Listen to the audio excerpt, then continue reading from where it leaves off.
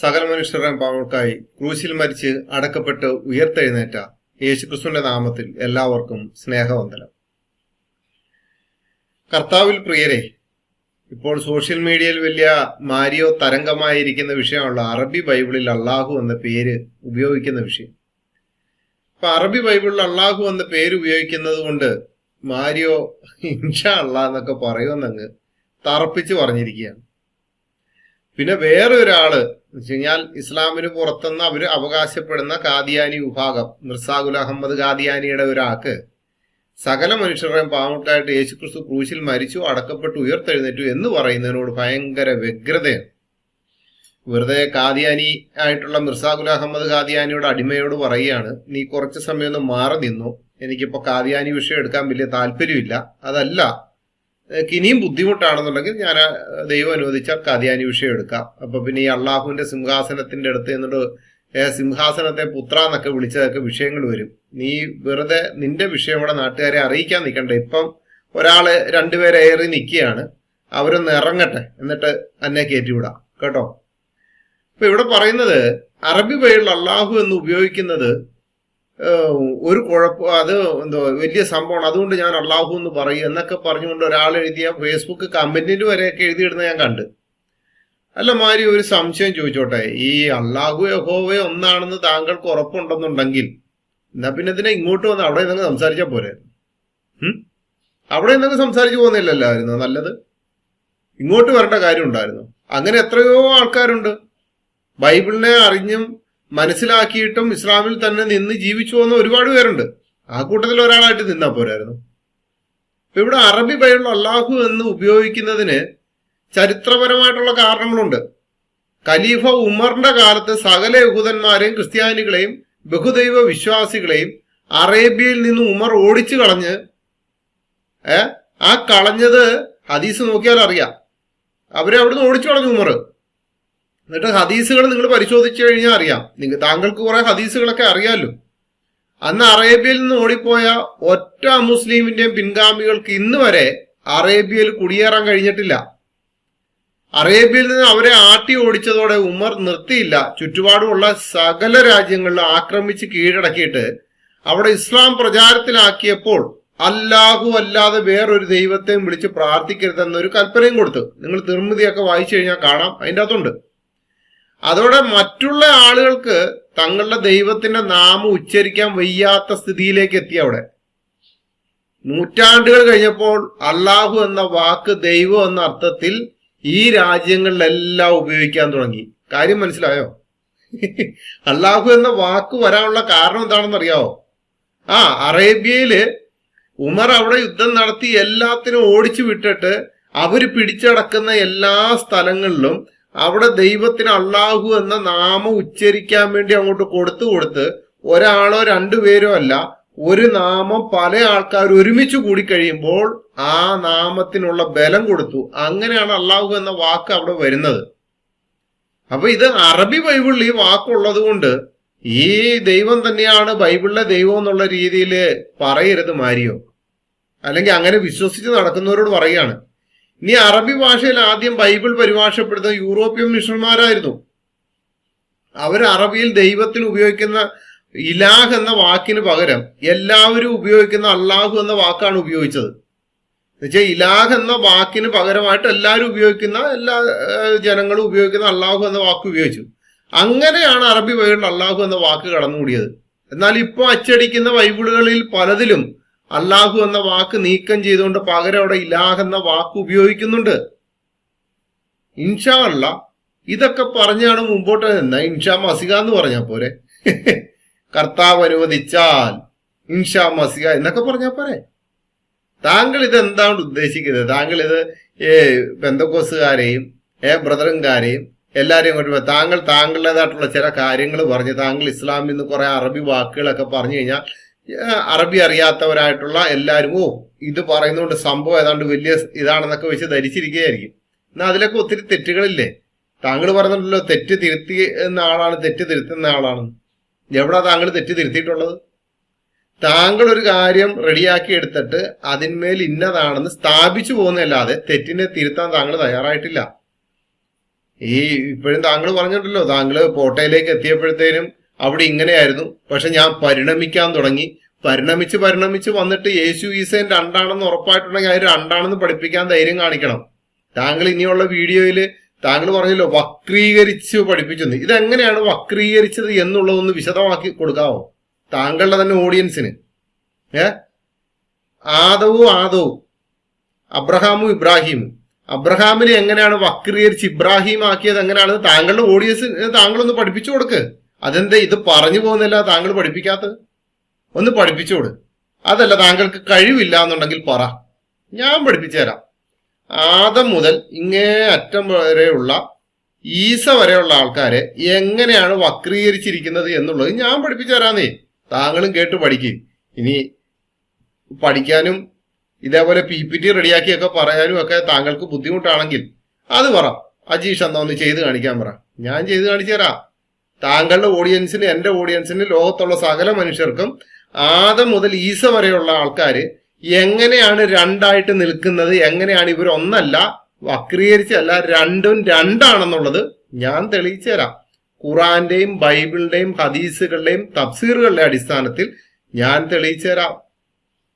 അങ്ങനെ വേണ്ടേ മാരിയോ ചെയ്യാൻ? അതല്ലേ യഥാർത്ഥമായിട്ടുള്ള ഒരാള്.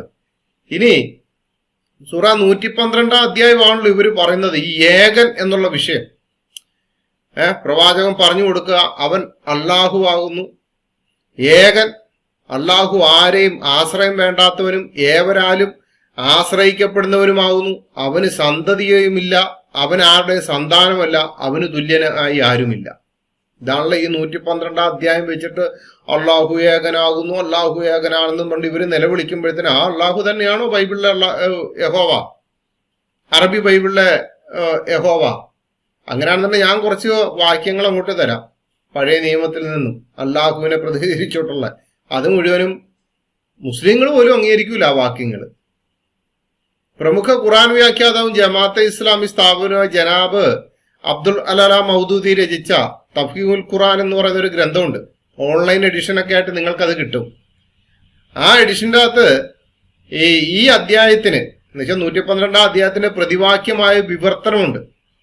അത് അവർ കൊടുത്തിരിക്കുന്നത് ഇങ്ങനെയാണ്: നീ പറയുക അള്ളാഹു ആണ് ഏകൻ, അള്ളാഹു ആരെ ആശ്രയിക്കാത്തവനും ഏവരാലും ആശ്രയിക്കപ്പെടുന്നവനും, അവൻ ജനിച്ചിട്ടില്ല, അവൻ ജനിപ്പിച്ചിട്ടില്ല, അവന് തുല്യനായ ആരും ഇല്ല എന്നൊക്കെ പറഞ്ഞുകൊണ്ടാണ് അവിടെ എഴുതി വച്ചിരിക്കുന്നത്. നിങ്ങൾ ആ ഓൺലൈനായിട്ടുള്ളത് നോക്കിയാൽ മതി. ഈ അവകാശവാദങ്ങൾ ഓരോന്നായിട്ട് പരിശോധിക്കാൻ പോയാൽ അള്ളാഹുവിന്റെ ഏകത്വം ഇവിടെ പൊളിയുകയാണ് ചെയ്യുന്നത്.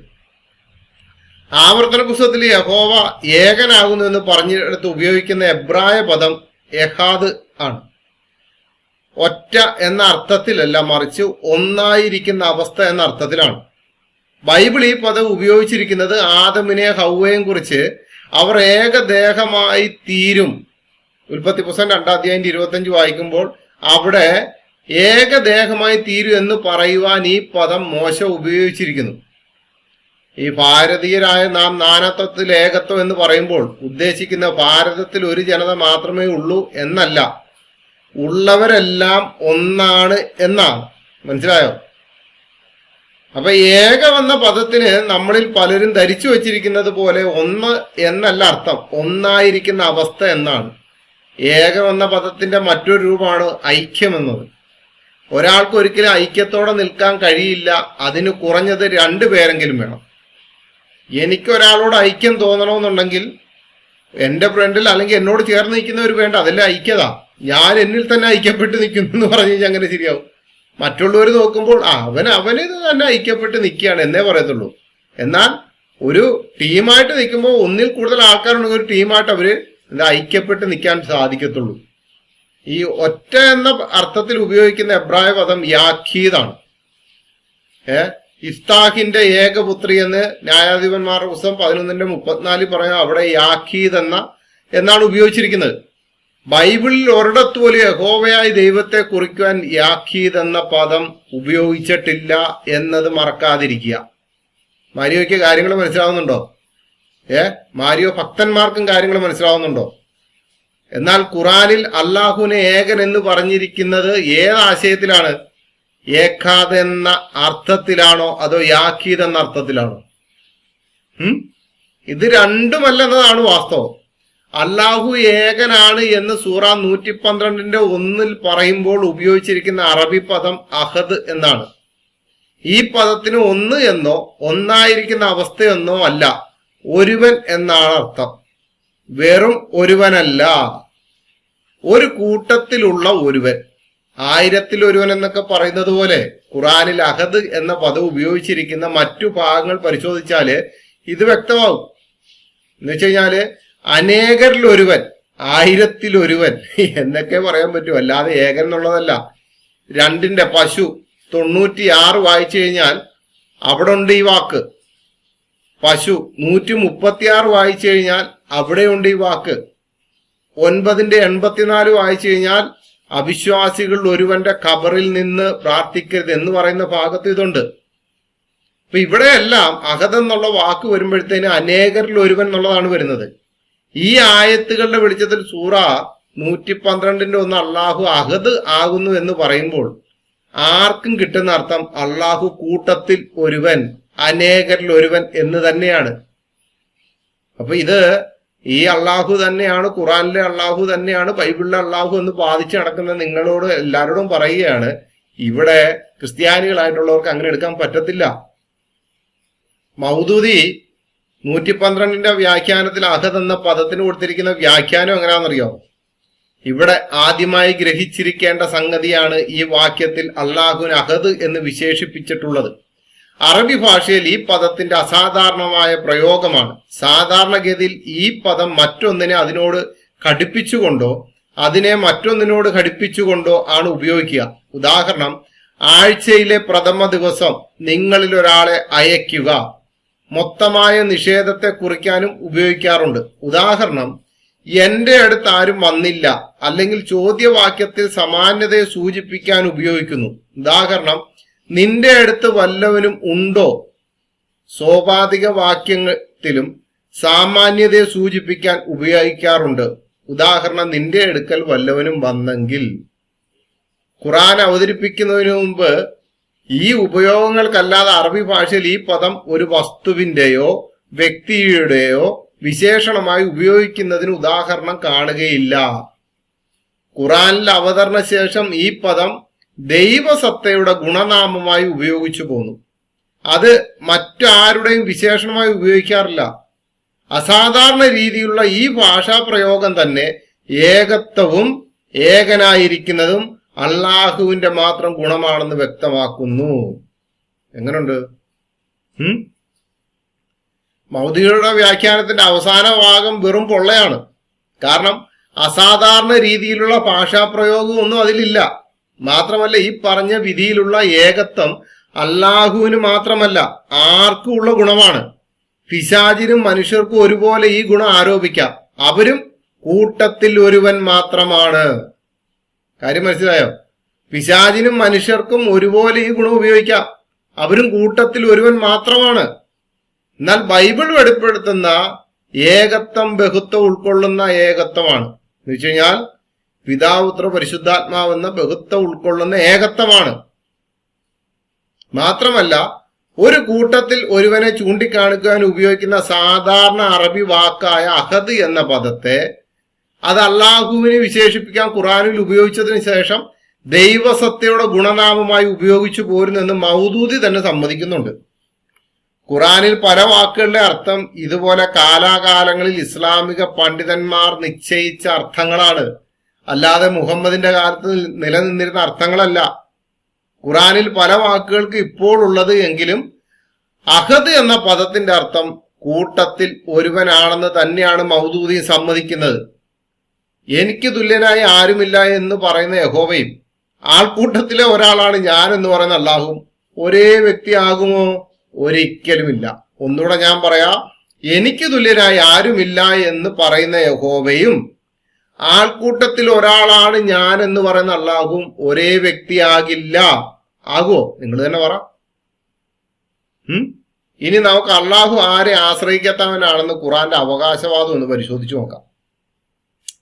വിപിന് പറയുന്നുണ്ടല്ലോ അള്ളാഹു ആരെ ആശ്രയിക്കാത്തവനാണ്. ബൈബിളിലെ യഹോവയായ ദൈവം തന്റെ സന്ദേശം ജനത്തെ അറിയിക്കേണ്ടതിന് പ്രവാചകന്മാരെ നിയോഗിച്ചിട്ടുണ്ട്. അവർക്ക് സ്വപ്നത്തിലൂടെയോ ദർശനത്തിലൂടെയോ അരുളപ്പാടിലൂടെയോ തന്റെ സന്ദേശം അവർക്ക് കൊടുക്കുകയും ചെയ്തിട്ടുണ്ട്. പ്രവാചകന്മാർ അത് ജനത്തെ അറിയിക്കുകയും ചെയ്തിട്ടുണ്ട്. ദൈവത്തിനും പ്രവാചകനും ഇടയിൽ ഇടനിലക്കാർ ആരും ഉണ്ടായിരുന്നില്ല. തന്റെ സന്ദേശം പ്രവാചകൻ എത്തിച്ചു കൊടുക്കാൻ യഹോവയ്ക്ക് ആരെയും ആശ്രയിക്കേണ്ടതുണ്ടായിരുന്നില്ല. ഇടനിലക്കാരില്ലാതെ പ്രവാചകന്മാരെ നിയമിച്ചിട്ടുണ്ട്. അവർക്ക് സ്വപ്നത്തിലൂടെ ദർശനത്തിലൂടെ അതൊക്കെ നമ്മൾ വിശുദ്ധ വേദപുസ്തകം വായിച്ചു വരുമ്പോഴത്തേനും കാണാം, അങ്ങനെ ചെയ്തിട്ടുണ്ട്. എന്നാൽ അള്ളാഹുവിന്റെ അവസ്ഥയൊന്നും നിങ്ങൾ ചിന്തിക്കണം. അള്ളാഹു ഒരിക്കലും അങ്ങനെ അല്ലായിരുന്നു. മുഹമ്മദ് ഒരിക്കലും അള്ളാഹുവായി നേരിട്ട് ബന്ധം പുലർത്തിയിട്ടില്ല. മുഹമ്മദിനോട് അള്ളാഹു ഒരിക്കൽ പോലും സംസാരിച്ചിട്ടുമില്ല. അള്ളാഹുവിന്റെ മലക്ക് എന്ന് വെച്ചാൽ മാലാഖ് എന്ന് അവകാശപ്പെടുന്ന ജിബ്രീൽ എന്ന ഒരു ആത്മാവാണ് മുഹമ്മദിന് സന്ദേശം എത്തിച്ചു കൊടുത്തിരുന്നത്. ഈ ജിബ്രീലിനെ മുഹമ്മദ് മാത്രമേ കണ്ടിട്ടുള്ളൂ. മുഹമ്മദിന്റെ കൂടെയുള്ളവർ കണ്ടിട്ടില്ല. മുഹമ്മദിനാണെങ്കിൽ എഴുത്തും വായനയിട്ട് അറിയത്തുമില്ല. ജിബ്രീലിൽ നിന്ന് കിട്ടുന്ന സന്ദേശങ്ങൾ എഴുതി വെക്കാൻ വേറെ ആളുകൾ വേണമായിരുന്നു. കാരണം എഴുത്തും വായന അറിയാൻ വയ്യാത്ത ഒരാളെ പിടിച്ച് അത്ഭുതങ്ങളിൽ അത്ഭുതമായ ഖുർആൻ അവതരിപ്പിക്കാൻ തെരഞ്ഞെടുത്തത് ഇംഗ്ലീഷ് അറിയാത്ത ആളെ പിടിച്ച് ന്യൂയോർക്ക് ടൈംസിന്റെയോ അല്ലെങ്കിൽ ഹിന്ദു പത്രത്തിന്റെ ഒക്കെ പത്രാധിപരാക്കുന്ന പോലെ ഉള്ള ഒരു സംഭവമാണ്. അല്ലെങ്കിൽ സ്പോക്കൺ ഇംഗ്ലീഷ് പഠിപ്പിക്കാൻ വേണ്ടി ഇംഗ്ലീഷ് അറിയാൻ വയ്യാത്ത ഒരാൾക്ക് ബോർഡും വെച്ച് കെട്ടി അവിടെ ഇരിക്കുന്ന പോലെയാണ് ഈ പരിപാടി. എഴുത്തും വായന അറിയത്തില്ല, പക്ഷെ ഖുർആൻ ഇറക്കാൻ വേണ്ടി അങ്ങോട്ട് ഇരിക്കുകയാണ്.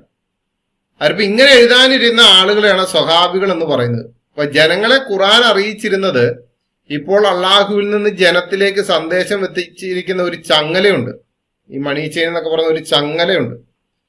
ഒന്ന് അള്ളാഹു ആണ് ചങ്ങലയുടെ മെയിൻ ആള്. അത് കഴിഞ്ഞ് അടുത്ത കണ്ണി ജിബ്രീല്, അത് കഴിഞ്ഞ് മുഹമ്മദ്, അത് കഴിഞ്ഞ് സഹാബികള്, അത് കഴിഞ്ഞ് ജനങ്ങൾ. അപ്പൊ എത്ര പേരുണ്ട്? മെയിൻ കണ്ണി അള്ളാഹു ആണ്, മെയിൻ സംഭവം. അവിടുന്ന് രണ്ടാമത് ജിബ്രീലുണ്ട്, മുഹമ്മദ് ഉണ്ട്, സഹാബികളുണ്ട്, ജനങ്ങളുണ്ട്. ഈ പട്ടികയിൽ നിന്ന് മനസ്സിലാകുന്ന അള്ളാഹു തന്റെ പ്രവാചകന് സന്ദേശം എത്തിക്കാൻ വേണ്ടി ജിബ്രീലിനെ ആശ്രയിച്ചു. മുഹമ്മദ് ഈ സന്ദേശം ജനങ്ങളെ അറിയിക്കാൻ വേണ്ടി സഹാബികളെ ആശ്രയിച്ചു. അതിപ്പോ ഈ ആശ്രയം ഇല്ല എന്ന് നിങ്ങൾ പറയുമ്പോൾ ഇത് ആശ്രയം തന്നെയാണ്. എഴുത്തും വായന അറിയാൻ വയ്യാത്ത ഒരു മനുഷ്യന്റെ അടുത്തേക്ക് ഇറാ ഗുഹയിലേക്ക് എന്നിട്ട് ഇക്ര എന്ന് പറഞ്ഞപ്പോഴത്തേനും പുള്ളിക്ക് എഴുത്തും വായന അറിയത്തില്ല. എഴുത്തും വായന അറിയാൻ വയ്യാത്ത ആളുടെ മുമ്പിലേക്ക് ഒരു പേപ്പർ കൊണ്ടുപോയിട്ട് വായിക്ക് ഇക്ര ഇക്ര എന്ന് പറഞ്ഞുകൊണ്ടിരുന്നത് വായിക്കെന്ന് പറഞ്ഞു കഴിഞ്ഞാൽ എഴുത്തും വായന അറിയാൻ വയ്യാത്ത ആൾ എങ്ങനെ വായിക്കും? അത് തന്നെ അള്ളാഹുവിന് അള്ളാഹു ഉദ്ദേശിച്ചെങ്കിലോ ഓർമ്മിക്കത്തുള്ളൂ. അത് കാരണം ഓർമ്മശക്തി കുറവുള്ളതുകൊണ്ടായിരിക്കും അത് സംഭവിച്ചത്. അതിപ്പോ മുഹമ്മദ് എന്ത് ചെയ്തു? അള്ളാഹു ജിബ്രീലിനെ ആശ്രയിച്ചു. മുഹമ്മദ് ഈ സന്ദേശം ജനങ്ങളെ അറിയിക്കാൻ വേണ്ടി സ്വഹാബികളെ ആശ്രയിച്ചു എന്നുമാണ്. ബൈബിളിലെ ദൈവത്തെ പോലെ സ്വപ്നങ്ങളിലൂടെയോ ദർശനങ്ങളിലൂടെയോ അരുളപ്പാടുകളിലെയോ തന്റെ സന്ദേശം പ്രവാചകൻ എത്തിച്ചു കൊടുക്കാൻ കഴിയാതെ അതിനിടയിൽ ജിബ്രീലിനെ ആശ്രയിക്കേണ്ട ഗതികേട് വന്ന അള്ളാഹു പറയുന്നത് ഞാൻ ആരെ ആശ്രയിക്കാത്ത ആളാണെന്നാണ്.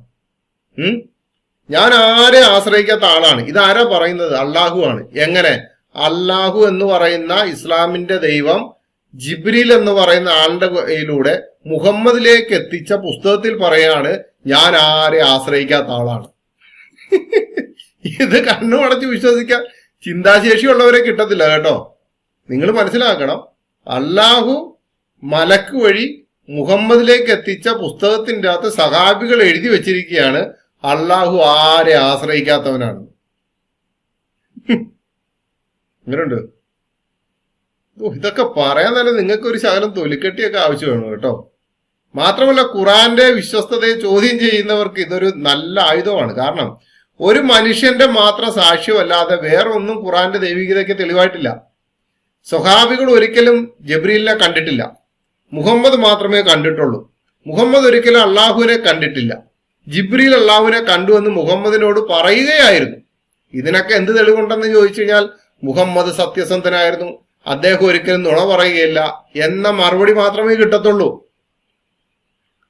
കോടിക്കണക്കിന് മനുഷ്യരുടെ നിത്യത നിർണയിക്കപ്പെടേണ്ടത് ഒരൊറ്റ മനുഷ്യന്റെ മാത്രം വാക്കുകളുടെ അടിസ്ഥാനത്തിലാണോ? ഒരുപാട് പേര് ഇസ്ലാം സ്വീകരിക്കുന്നു, ഇസ്ലാം അങ്ങോട്ട് സ്വീകരിച്ചുകൊണ്ടിരിക്കുകയാണെന്ന് പറഞ്ഞുകൊണ്ട് ഫേസ്ബുക്കിലൊക്കെ ഇത് ഇടുമ്പോഴത്തേന് നിങ്ങളൊരു കാര്യം മനസ്സിലാക്കണം, ഈ താഴേക്കുള്ള വളർച്ചയാണ്, മുകളിലേക്കുള്ള വളർച്ചയല്ല. കാരണം എന്താ അറിയോ, 5 പേര് ഇസ്ലാം സ്വീകരിച്ചു കഴിയുമ്പോഴത്തേനും ഉടനെ യുവമാര് ഫേസ്ബുക്കിലൊക്കെ എടുത്ത് ഇന്നയാൾ ഇസ്ലാം സ്വീകരിച്ചു, ഇന്നയാൾ ഇസ്ലാം സ്വീകരിച്ചു. നിങ്ങളൊരു കാര്യം മനസ്സിലാക്കണം, ഇന്ത്യയിലെ പുറത്ത്, ഇന്ത്യയിൽ ഉള്ളതിനൊക്കെ കൂടുതൽ ഇവർക്ക് ഇസ്ലാമിക രാജ്യങ്ങൾ തന്നെയുണ്ട്. ഒരു വെള്ളിയാഴ്ച ഷിയ സുന്നിയുടെ പള്ളിയിൽ ചെന്നിട്ട് ഒരു ബോംബ് പൊട്ടിക്കും, കുറഞ്ഞത് ഒരു 50 പേര് മരിക്കുവേ. നിങ്ങളൊക്കെ പത്രങ്ങളൊക്കെ വായിക്കുന്നവരാ, ഒരു 50 പേര് മരിക്കും. അടുത്ത വെള്ളിയാഴ്ച സുന്നിയുടെ ആള് വന്നിട്ട് ഷിയാടെ ഇതിൻ്റെ അകത്ത് കയറി ഒരു ബോംബ് അങ്ങ് പൊട്ടിക്കും, ഒരു 50 പേര് മരിച്ചേ. 5 പേര് ഈ സമയത്ത് ഇസ്ലാമിലേക്ക് ചെല്ലും. എത്ര പേര് നഷ്ടം ഉണ്ടായിട്ടുണ്ട്? 100 പേരിൽ 5 പേര് വിശ്വാസത്തിലേക്ക് വന്നു, 95 പേര് മുൻകീറിനെ നക്കീറിനെ അടിമേടിക്കാൻ കബറിലേക്ക് പോയി. വളർച്ചയാണോ അതോ തളർച്ചയാണോ? ഈ പാമ്പിനെ അടിച്ചു കഴിയുമ്പോഴത്തേനും വാലിട്ട് ആട്ടിയിട്ട് കാണിക്കും, ചത്തട്ടില്ലടാ ചത്തട്ടില്ലടാ. ഇത് തന്നെ പരിപാടി. ഇവര് ഇസ്ലാമും മുഹമ്മദിന്റെ മരണത്തിന് ശേഷം അവിടുന്ന് ഇങ്ങോട്ട് തമ്മിൽ വെട്ടിക്കൊന്ന് കൊലപാതകം ചെയ്ത് തമ്മിൽ വെട്ടി മരിച്ചവരുടെ എണ്ണം കണക്കാക്കിയാൽ പോലും ഈ ഭൂമിയിലുള്ള സകല മനുഷ്യരിന് ഇസ്ലാം ആയാലും കണക്കെത്തത്തില്ല. അത്രത്തോളം തമ്മിൽ തീർന്നിട്ടുണ്ട്. പിന്നെ യഹൂദന്മാര് ഇസ്രയേൽ ഇപ്പൊ നല്ല രീതിയിൽ മുൻകിറിന്റെ നക്കീറിന്റെ അടുത്തേക്ക് അയച്ചുകൊണ്ടിരിക്കുകയാണല്ലോ. എവിടെ കണക്കെത്തുന്നത്? നിങ്ങൾ എന്ത് വളർച്ച ഉണ്ടായെന്നാ പറയുന്നത്? യൂറോപ്പ് രാജ്യം മുഴുവൻ ഇസ്ലാം അങ്ങോട്ട് സ്വീകരിക്കുന്നു. എവിടെ സ്വീകരിക്കുന്നു? 5 or 6 പേര് സ്വീകരിക്കുമ്പോൾ അതങ്ങോട്ട് വലിയ രീതിയിൽ അങ്ങോട്ട് നിങ്ങളിങ്ങനെ വിടർത്തി കാണിക്കും. ആ തമ്മിൽ ബോംബിട്ട് തീർന്നു പോകുന്നില്ലേ? അതുകൂടെ ഒന്ന് കാണിക്കുന്നത്, എത്ര പേര് ഞങ്ങളുടെ കൂട്ടത്തിൽ നിന്ന് പോയിട്ടുണ്ട്, അതുകൊണ്ട് ഞങ്ങളുടെ 100 പേര് പോയപ്പോൾ 5 പേരെ കിട്ടി എന്നേ നിങ്ങൾക്ക് പറയാൻ പറ്റൂ. അത് വളർച്ചയൊന്നുമല്ല, തളർച്ച തന്നെയാണ്. അത് നിങ്ങൾ മനസ്സിലാക്കണം. പിന്നെ ഇവിടെ ബൈബിൾ അതിന്റെ വിശ്വസ്തതയ്ക്കായിട്ട് മുമ്പോട്ട് വെക്കുന്ന തെളിവുകളൊന്ന് പരിശോധിക്കേണ്ടിയിരിക്കുന്നു. യഹോവ മനുഷ്യന്റെ രക്ഷയോടുള്ള ബന്ധത്തിൽ ഒരു കാര്യവും രഹസ്യമാക്കി വെച്ചിട്ടില്ല. യഹോവയായ ദൈവം തന്നെ നേരിട്ട് ഇടപെടുന്നതാണ് ഈ ഉൽപ്പത്തി മുതൽ മലാക്കി വരെയുള്ള പുസ്തകങ്ങളിൽ കാണുന്നത്. ഏദൻ തോട്ടത്തിൽ പാപം ചെയ്ത മനുഷ്യനെ തേടി ഇറങ്ങി വന്നതും, പെട്ടകം ഉണ്ടാക്കാൻ നോഹയോട് കൽപ്പിക്കുന്നതും, അബ്രഹാമിനെ വിളിച്ച് വേർതിരിക്കുന്നതും, ഇസ്രായേൽ മക്കളെ രക്ഷിക്കാൻ വേണ്ടി മോശയെ അയക്കുന്നതും, മിസ്രൈമയുടെ കടിഞ്ഞൂൽ സന്തതികളെ സംഹരിക്കുന്നതും ഒക്കെ യഹോവ നേരിട്ടാണ്. മാത്രമല്ല, ഈജിപ്തിൽ നടത്തിയ 10 ബാധകൾക്ക് ഇസ്രയേൽ ജനം മാത്രമല്ല ഈജിപ്ഷ്യവും ദൃക്സാക്ഷികളുമാണ്. അവിടെ ഉള്ളവർ ഇത് കണ്ടതാണ്. ചെങ്കടൽ പിളർത്തി ഇസ്രയേൽ ജനത്തെ അക്കരെ കടത്തുക മാത്രമല്ല, അവരെ പിന്തുടർന്ന മിസ്രൈമ്യ സൈന്യത്തെ അതേ ചെങ്കടലിൽ മുക്കിക്കൊന്നതിനും ഇസ്രയേൽ മക്കൾ സാക്ഷികളാണ്. ഇതെല്ലാം നേരിട്ട് ചെയ്ത കാര്യം തന്നെയാണ്. പിന്നെ ഇതങ്ങോട്ട് കേൾക്കുമ്പോൾ യഹോവയെ തെറി പറയുന്ന കുറെ ആൾക്കാരുണ്ടല്ലോ. അയ്യോ, നിങ്ങളെ ഓർത്ത് ലജ്ജ മാത്രമേ ഉള്ളൂ. നിങ്ങളെ ഓർത്ത് ഞങ്ങൾക്ക് സഹതാപം മാത്രമേ ഉള്ളൂ. നിങ്ങൾക്ക് വേണ്ടി ഞങ്ങൾ പ്രാർത്ഥിക്കാം. അതിപ്പോ ഇവിടെ അതിന് ദൃക്സാക്ഷികളുണ്ട്. മോശയ്ക്ക് യഹോവ ന്യായപ്രമാണം നൽകിയ സീനായ് മലയും മുകളിൽ വെച്ചാണ്. ലക്ഷക്കണക്കിന് ജനം താഴ്വരയിൽ നോക്കി നിൽക്കുന്ന സമയത്താണ് മോശ മല മുകളിലേക്ക് കയറിപ്പോകുന്നത്. പർവ്വതത്തിൽ ഇടിമിന്നൽ ഉണ്ടാകുന്നതും, കാഹളം ധ്വനിക്കുന്നതും, പുക പൊങ്ങുന്നതും, തീ കത്തുന്നതും, മേഘം പർവ്വതത്തെ മൂടുന്നതും ഒക്കെ ജനം കാണുകെ നടന്ന കാര്യങ്ങളാണ്. ഈ പർവ്വതത്തിൽ നിന്ന് മോശ ഇറങ്ങി വന്ന് യഹോവയുടെ ന്യായപ്രമാണമാണിത് എന്ന് പറഞ്ഞ് ഒരു നിയമസംഹിത അവതരിപ്പിക്കുമ്പോൾ ആരും അതിൽ അവിശ്വസിക്കുകയില്ല. കാരണം എന്താ? താഴെ ജനം നിൽക്കുമ്പോൾ മോശ മലയുടെ മുകളിലേക്ക് കടന്നു പോവുകയാണ്. അവിടെ നടക്കുന്ന കാര്യങ്ങളെല്ലാം അവര് ദൃക്സാക്ഷികളാണ്. പ്രവാചകരിലൂടെ യഹോവയായ ദൈവം അത്ഭുതങ്ങളും അടയാളങ്ങളും നടത്തിയപ്പോഴും അതിന് ദൃക്സാക്ഷികളായി ഒരു ജനസമൂഹം തന്നെ ഉണ്ടായിരുന്നു. യഹോവ തന്നെയാണ് സത്യദൈവം എന്ന് വിശ്വാസത്യാഗം സംഭവിച്ച ജനത്തിന് തിരിച്ചറിയുവാൻ ഈ അടയാളങ്ങൾ സഹായകരമായിരുന്നു. മനസ്സിലായോ? മറഞ്ഞിരുന്നുകൊണ്ടോ, കർട്ടന്റെ പുറകിൽ ഇരുന്നുകൊണ്ടോ, വൃക്ഷത്തേൽ ഇരുന്നു കൊണ്ടോ ഒന്നും അല്ല ബൈബിളിലെ ദൈവം സംസാരിച്ചത്. തന്റെ ജനങ്ങളോട് നേരിട്ടും സ്വപ്നത്തിലും അല്ലാതെ എല്ലാം സംസാരിച്ചിട്ടുണ്ട്. അതൊന്നും അറിയാൻ പറ്റാതെ ഈ യഹോവ അല്ലാഹു ഒന്നാണ്, ഇൻഷാ അല്ലാ എന്നൊക്കെ പറഞ്ഞിട്ട് വേറൊരു കാര്യം കൂടെ പറയാം. അല്ലാഹു എന്ന വാക്കിനെ പറ്റി ഇപ്പോൾ പറയുമ്പോൾ ഏതൊരു മനുഷ്യന്റെ ഉള്ളിലേക്കും പെട്ടെന്ന് വരുന്നത് ഖുറാനിലെ ദൈവമായ അള്ളാഹുവിനെയാണ്. അല്ലാതെ അറബി ബൈബിളിലെ അള്ളാഹുവിനെ അല്ല, എഴുതി വെച്ചിരിക്കുന്ന അള്ളാഹുവിനെ. അത് താങ്കൾ മനസ്സിലാക്കണം. താങ്കളത് മനസ്സിലാക്കാം. കാരണം ഏതൊരു മനുഷ്യന്റെ ഉള്ളിലേക്ക് ഒരിടയ്ക്ക് ഗൂഗിളിൽ പോലും ദൈവവും സെർച്ച് ചെയ്ത് കഴിഞ്ഞാൽ അള്ളാഹു എന്നായിരുന്നു വന്നുകൊണ്ടിരുന്നത്. അത് അനേക ആൾക്കാർ അതിന് കംപ്ലൈന്റ് കൊടുത്തപ്പോഴാണ് അവരെടുത്ത് മാറ്റിയത്. ഗോഡെന്ന് അടിച്ചു കൊടുത്തു കഴിഞ്ഞാൽ ഉടനെ അള്ളാഹു എന്ന് വരുമായിരുന്നു. മനസ്സിലായോ? ഗൂഗിളില് ഗോഡെന്ന് അടിച്ചു കഴിഞ്ഞാൽ ഉടനെ അള്ളാഹു എന്നായിരുന്നു വന്നുകൊണ്ടിരുന്നത്. അനേക ആൾക്കാർ അത് റിപ്പോർട്ട് അടിച്ച് കളഞ്ഞതാണ്. അതൊന്നും താങ്കൾക്ക് അറിയത്തില്ലായിരിക്കും.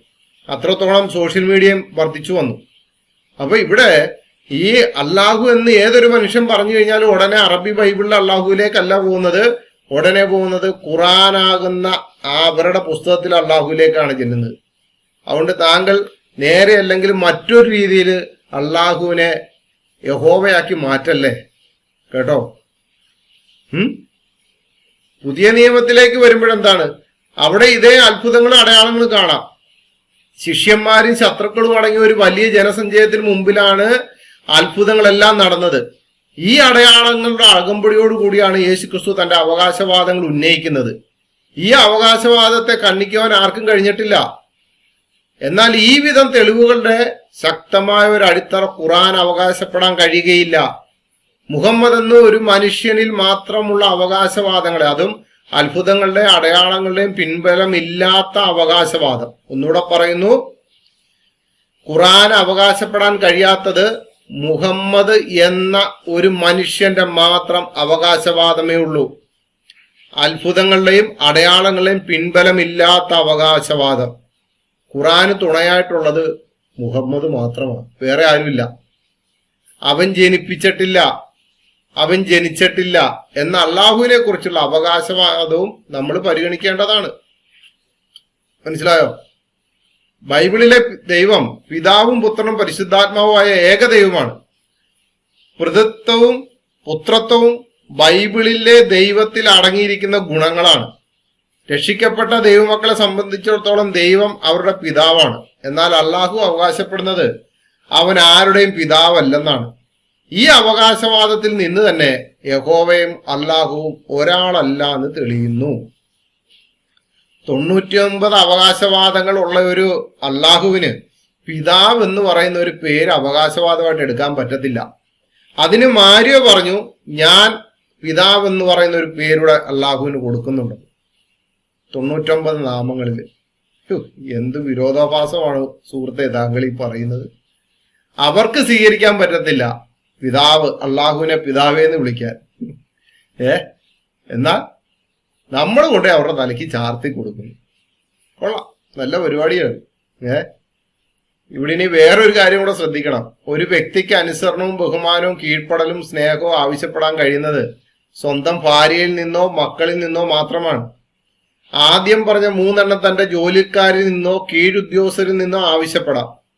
എന്നാൽ അവരിൽ നിന്ന് സ്നേഹം അവകാശപ്പെടാൻ അല്ലെങ്കിൽ ആവശ്യപ്പെടാൻ ആർക്കും കഴിയില്ല.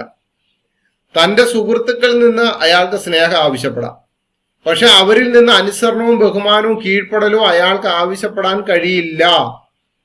മനുഷ്യവർഗ അള്ളാഹുവിന്റെ മക്കളല്ല, അള്ളാഹു അവരുടെ പിതാവുമെങ്കിൽ അള്ളാഹുവിന് മനുഷ്യവർഗത്തിൽ നിന്ന് ആരാധന ചോദിക്കാൻ എന്ത് യോഗ്യതയാണുള്ളത്? അള്ളാഹുവിന് പിതാവല്ലെങ്കിൽ, അല്ലെങ്കിൽ അള്ളാഹുവിന് മനുഷ്യവർഗത്തിനോട് സ്നേഹമില്ല എന്നുണ്ടെങ്കിൽ, അബ്ബാ പിതാവേ എന്ന് വിളിക്കാൻ ആ അടിമകൾക്ക് പറ്റത്തില്ല എന്നുണ്ടെങ്കിൽ, പക്ഷെ ഈ അടിമകളുടെ ആരാധന വേണമെന്ന് പറയുന്നതിൽ എന്ത് യോഗ്യതയാണുള്ളത്? ബൈബിളിന്റെ അടിസ്ഥാനത്തിൽ ഏറ്റവും പ്രധാനപ്പെട്ട ഒരു കാര്യം ഇതോടുകൂടിയുള്ള ബന്ധത്തിൽ മനസ്സിലാക്കണം. ദൈവമെന്ന് അവകാശപ്പെട്ടു വന്ന അള്ളാഹു ദൈവത്തിന്റെ പിതൃത്വവും പുത്രത്വവും നിഷേധിക്കുകയാണ് ഈ ആയത്തിലൂടെ ചെയ്തിരിക്കുന്നത്. ഏതാ? 112 ഇതുകൊണ്ട് 1 യോഹന്നാൻ 2-ാം അധ്യായത്തിന്റെ 22-23 പ്രകാരം പിതാവിനെ പുത്രനെ നിഷേധിക്കുന്നവനാണ് എതിർ ക്രിസ്തു. ഒന്നുകൂടെ പറയുന്നു, 1 യോഹന്നാൻ 2-ാം അധ്യായന്റെ 22-23 പ്രകാരം പിതാവിനെ പുത്രനെ നിഷേധിക്കുന്നവനാണ് എതിർ ക്രിസ്തു എന്ന് പറഞ്ഞിരിക്കുകയാണ്. ഇസ്ലാം ഒഴികെ ലോകത്ത് വേറെ ഒരു മതവിഭാഗവും യേശുവിന്റെ പുത്രത്വവും ദൈവത്തിന്റെ പിതൃത്വവും നിഷേധിക്കുന്നവരായിട്ടില്ല. യേശുക്രിസ്തുവിന്റെ ദൈവപുത്രത്വം നിഷേധിക്കുന്ന അനേകം കൾട്ടുകൾ ലോകത്തിലുണ്ടെങ്കിലും അവയൊന്നും ദൈവത്തിന്റെ പിതൃത്വത്തെ തള്ളിപ്പറയുന്നില്ല. എന്നാൽ ഇസ്ലാം മതം ദൈവത്തിന്റെ പിതൃത്വവും യേശുക്രിസ്തുവിന്റെ പുത്രത്വവും നിഷേധിക്കുന്നു. 1 യോഹന്നാൻ 2:22-23 പ്രകാരം പിതാവിനെയും പുത്രനെയും നിഷേധിക്കുന്നവനല്ലാതെ ഇത് ക്രിസ്തു ആറാകുന്നു എന്ന ചോദ്യത്തിന് ഈ ആയത്തിന്റെ അടിസ്ഥാനത്തിൽ ഉത്തരം കണ്ടെത്തിയാൽ അത് പ്രശസ്തവും പ്രയോജനപ്രദവും ആയിരിക്കും. കാരണം ഖുർആൻ അവകാശപ്പെടുന്നത് പോലെ അള്ളാഹു യഹോവയായ ദൈവമല്ല എന്ന് മാത്രമല്ല, അത് എതിർ ക്രിസ്തുവിന്റെ ആത്മാവാണ് എന്നുകൂടി മനസ്സിലാക്കാൻ നമ്മെ സഹായിക്കും. ബൈബിളിന്റെ തുടർച്ചയാണ് ഖുർആൻ എന്നും ബൈബിളിലെ ദൈവം തന്നെയാണ് ഇസ്ലാമിലെ ദൈവം എന്ന് വിചാരിച്ച് കാലം കഴിച്ചു കളയുന്ന അല്പബുദ്ധികളായ തങ്ങളെ പോലുള്ളവരോട് പറയാണ്, ഈ തെറ്റിദ്ധാരണകളെ മാറ്റിയിട്ട് ദൈവത്തോട് ഏറ്റു പറഞ്ഞിട്ട് മടങ്ങി വരിക. ദൈവത്തിനും പിശാചിനും ഒരുപോലെ ചിന്തിക്കാൻ പറ്റത്തില്ല. ബൈബിളിലെ വിശുദ്ധനായ ദൈവത്തിന് ഇസ്ലാമിലെ തന്ത്രശാലിയായ അള്ളാഹു ആകാൻ സാധിക്കത്തില്ല. ബൈബിളിലെ പരിശുദ്ധനായ ദൈവത്തിന്, ത്രിയേക ദൈവത്തിന് അള്ളാഹുവിനെ പോലെ തന്ത്രം പ്രയോഗിക്കുന്നവരിൽ മെച്ചപ്പെട്ടവനായിട്ട് ഖുറാനിലെ ദൈവമായിട്ട് ഇരിക്കാൻ സാധ്യമല്ല. അതുകൊണ്ട് എന്നെ കേട്ട താങ്കളോടും താങ്കളുടെ ആൾക്കാരോടും പറയുകയാണ്, ഇനിയെങ്കിലും ഇത്തരം കാര്യങ്ങളെ നിങ്ങൾ പഠിപ്പിക്കാതിരിക്കുക. ബൈബിളിലെ ദൈവം തന്നെയാണ് ഇസ്ലാമിലെ ദൈവമെന്ന് നിങ്ങൾ പറയാതിരിക്കുക. മനസ്സിലായോ? എന്നിട്ട് നിങ്ങൾ പറയുകയാണെങ്കിൽ നിങ്ങൾക്ക് മറ്റെന്തൊക്കെയോ ഉണ്ട്, ചക്കരവാക്കും മുഖസ്തുതിയും ഒക്കെ പറഞ്ഞുകൊണ്ട് എന്തെങ്കിലും രീതിയിലൊക്കെ നിങ്ങൾക്ക് ചിലപ്പോൾ എന്തെങ്കിലും മെച്ചങ്ങൾ കാണും എന്നുള്ളത് ഞാൻ മനസ്സിലാക്കുന്നു. അല്ലെന്നുണ്ടെങ്കിൽ ഇത്രയും ആൾക്കാർ പറഞ്ഞിട്ടും നിങ്ങളൊക്കെ കത്തോലിക്ക സഭയിലുള്ളവർ തന്നെ മാരിയോ ഇതെല്ലാം അറിഞ്ഞ് മനസ്സിലാക്കി അള്ളാഹു യഹോവയും രണ്ടാണെന്നുള്ള പുസ്തകങ്ങൾ വരെ ഇറക്കി തുടങ്ങി. എൻ്റെ തന്നെ ഇരിപ്പുണ്ട് 2 പുസ്തകങ്ങൾ, നിങ്ങളുടെ സഭ തന്നെ ഇറക്കിയിരിക്കുന്നത്. നിങ്ങൾ പരിശുദ്ധ സിംഹാസനത്തിന് കീഴിൽ ഇരിക്കുന്ന ആളാണെന്നല്ലേ താങ്കൾ പറഞ്ഞത്. ആ പരിശുദ്ധ സിംഹാസനത്തെ നിങ്ങളെക്കാൾ കൂടുതൽ ബഹുമാനിക്കുകയും ചെയ്യുന്ന മെത്രാന്മാരും ബിഷപ്പുമാരും ഒക്കെ എഴുതിയ പുസ്തകങ്ങൾ ഞങ്ങളുടെ കൈവശമുണ്ട്. അവര് തന്നെ പുസ്തകം ഇറക്കി തുടങ്ങി. അതുകൊണ്ട് താങ്കളോട് പറയാണ്, റോമാലേഖനം 16:17-18, സഹോദരന്മാരെ, നിങ്ങൾ പഠിച്ച ഉപദേശത്തിന് വിപരീതമായ ദ്വന്ദ്പക്ഷങ്ങളെ ഇടർച്ചകളെ ഉണ്ടാക്കുന്നവരെ സൂക്ഷിച്ചു കൊള്ളണമെന്ന് ഞാൻ നിങ്ങളെ പ്രബോധിപ്പിക്കുന്നു. അവരോട് അകന്നു മാറുവിൻ. അങ്ങനെയുള്ളവർ നമ്മുടെ കർത്താവായ യേശുക്രിസ്തുവിനെയല്ല തങ്ങളുടെ വയറ്റിനെ അത്രേ സേവിക്കുകയും ചക്കരവാക്കും മുഖസ്തുതിയും പറഞ്ഞ് സാധുക്കളുടെ ഹൃദയങ്ങളെ വഞ്ചിച്ചു കളയുകയും ചെയ്യും. അല്ലാഹു യഹോവയും ആരാണെന്ന് മനസ്സിലാക്കാത്ത, അല്ലെന്നുണ്ടെങ്കിൽ രണ്ടാണെന്ന് അറിയാൻ വയ്യാത്ത റൂമിലേക്ക് ചക്കരവാക്കും മുഖസ്തുതിയും പറഞ്ഞുകൊണ്ട് ഇങ്ങനെ ഒരു കട്ടുപദേശം കൊടുക്കാതിരിക്കുക. എന്നെ കേട്ട നിങ്ങളോട് പറയുകയാണ്, ആ കാലഘട്ടമൊക്കെ കഴിഞ്ഞു. നമ്മുടെ ഒരു ധാരണ ഉണ്ടായിരുന്നു. ഞാൻ 2005 മുമ്പൊക്കെ ഞാനും വിശ്വസിച്ചിരുന്ന ഒരു കാര്യമായിരുന്നു, അള്ളാഹു യഹോവ ഒന്നാണ്, യേശു ഈസ ഒന്നാണ്, അബ്രഹാമും ഇബ്രാഹിമും ഒന്നാണെന്നൊക്കെ. കാലങ്ങൾ കഴിഞ്ഞപ്പോൾ മാരിയോ പറയുന്ന പോലെ പഠനം കൂടുതലായിട്ട് വന്നപ്പോൾ എന്നിലും പരിണാമം ഉണ്ടായി. പഠിച്ചു വന്നപ്പോൾ എനിക്ക് കാര്യം മനസ്സിലായി, ഇത് രണ്ടും രണ്ടാണ്, ഒന്നല്ല. എന്റെ പേര് വെച്ചുകൊണ്ട് തന്നെ, മാരിയോ പറയുന്ന പോലെ ഞാൻ പറയാം, എന്റെ പേര് വെച്ചുകൊണ്ട് തന്നെ എന്റെ വീട്ടുകാരൊരു പുസ്തകം എഴുതിയാൽ ഏറ്റവും നല്ല രീതിയിൽ എഴുതത്തുള്ളൂ. കാരണം എന്താ? ഞാനല്ലേ അവർക്ക് ചെലവിന് കൊടുക്കുന്നേ. ഞാൻ ചെലവിന് കൊടുക്കുമ്പോൾ എന്റെ വീട്ടുകാർ എന്നെ പറ്റി നല്ലത് മാത്രമേ എഴുതത്തുള്ളൂ. പക്ഷെ എന്നെ ദ്രോഹിക്കുന്ന എന്റെ ഭാര്യനെ അന്വേഷിച്ച് ഗൂഗിളിൽ പോയി സെർച്ച് ചെയ്ത മാരിയോ എന്നെ പറ്റി ഒരു ബുക്ക് എഴുതി കഴിഞ്ഞാൽ എങ്ങനെയായിരിക്കും എഴുതുന്നത്? മോശമായിട്ട് എഴുതൂ. കാര്യം മനസ്സിലായോ? കാര്യം അത് നിങ്ങൾ മനസ്സിലായോ? എന്റെ വീട്ടുകാർ എന്നെ പറ്റി ഒരു പുസ്തകം എഴുതി കഴിഞ്ഞാൽ ഏറ്റവും നല്ല രീതിയിൽ എഴുതത്തുള്ളൂ. കാരണം എന്താ? എന്റെ പേരെവിടെ മോശമാകാൻ എന്റെ വീട്ടുകാർ സമ്മതിക്കുകയല്ലെന്നേ. പക്ഷെ മാരിയോ എന്നെ പറ്റി ഒരു പുസ്തകം എഴുതി കഴിഞ്ഞാൽ എന്തായിരിക്കും? ഏറ്റവും മോശമായിട്ട് എഴുതത്തുള്ളൂ. അതിൽ നിന്ന് മനസ്സിലാക്കിക്കോണം, സത്യത്തിന് വേണ്ടി നിന്ന അജീഷിനെ പറ്റി മാരിയോയ്ക്ക് എപ്പോഴും മോശമായിട്ട് എഴുതാം. മാരിയോ പറഞ്ഞ അതേ സംഭവം തന്നെയാണ് ഞാൻ തിരിച്ചു പറഞ്ഞത് കേട്ടോ. അത് മാരിയോ ഓർക്കണം. അതുകൊണ്ട് എന്നെ കേട്ടവരോട് പറയാണ്, ബൈബിളിലെ ആ പരിശുദ്ധനായ ദൈവമല്ല ഖുറാനിൽ പറയുന്ന അള്ളാഹു. ആരുടെയെങ്കിലും ഉള്ളിൽ അങ്ങനെ ഉണ്ടെങ്കിൽ നമ്മൾ ദൈവത്തോട് പറയണം, ദൈവം എൻ്റെ ഉള്ളിൽ നിന്ന് ആ ചിന്തയെ മാറ്റുക. എനിക്ക് നീ അല്ലാതെ ആശ്രയിക്കാൻ വേറെ ആരുമില്ല. കാരണം സർവശക്തനായ ദൈവം നമുക്ക്, കർത്താവായ യേശുക്രിസ്തു നമുക്ക്, ജീവനുള്ള ദൈവമായ പരിശുദ്ധനായ ദൈവം നമുക്ക് പിതാവേ എന്ന് വിളിക്കാനുള്ള ഒരു സ്നേഹം നമുക്ക് തന്നിട്ടുണ്ട്. ദൈവം സ്നേഹമാവുന്നുണ്ട്. അതുകൊണ്ട് നിങ്ങളോട് പറയാണ്, പൂർണ്ണ ഹൃദയത്തോടെ, പൂർണ്ണ ആത്മാവോടെ, പൂർണ്ണ ശക്തിയോടെ നിങ്ങൾ ദൈവത്തെ സ്നേഹിച്ച് ദൈവമക്കൾ എന്ന പദവിയിലൂടെ ജീവിച്ച്, അല്ലാഹു എന്ന് പറയുമ്പോൾ ഏതൊരു മനുഷ്യന്റെ ഉള്ളിൽ ഖുറാനിലെ അള്ളാഹു തന്നെ വരത്തുള്ളൂ, അല്ലാതെ അറബി ബൈബിളിലെ അള്ളാഹു വരത്തില്ല. അതുകൊണ്ട് പരിശുദ്ധനായ ദൈവത്തോട് നമുക്ക് പ്രാർത്ഥിച്ച് മുമ്പോട്ട് പോകാം. ഇത്തരം കൾട്ട് ഉപദേശങ്ങൾക്കെതിരായിട്ട് സംസാരിക്കാൻ കഴിവുള്ളവർ കൂടുതലായിട്ട് സംസാരിക്കട്ടെ. ദൈവം എല്ലാവരെയും ധാരാളമായി അനുഗ്രഹിക്കട്ടെ. ദൈവം അനുവദിച്ചാൽ അടുത്ത എപ്പിസോഡിൽ വീണ്ടും നമുക്ക് ഒരുമിച്ച് കാണാം. ദൈവം, സർവശക്തനായ ദൈവം നമ്മളോടുകൂടെ എല്ലാം ഇരുന്ന് അപരിശുദ്ധനായ ദൈവത്തിന്റെ വഴിയിലൂടെ നടന്ന് നമുക്ക് മുന്നേറാം. ദൈവം എല്ലാവരെയും ധാരാളമായി സഹായിക്കും.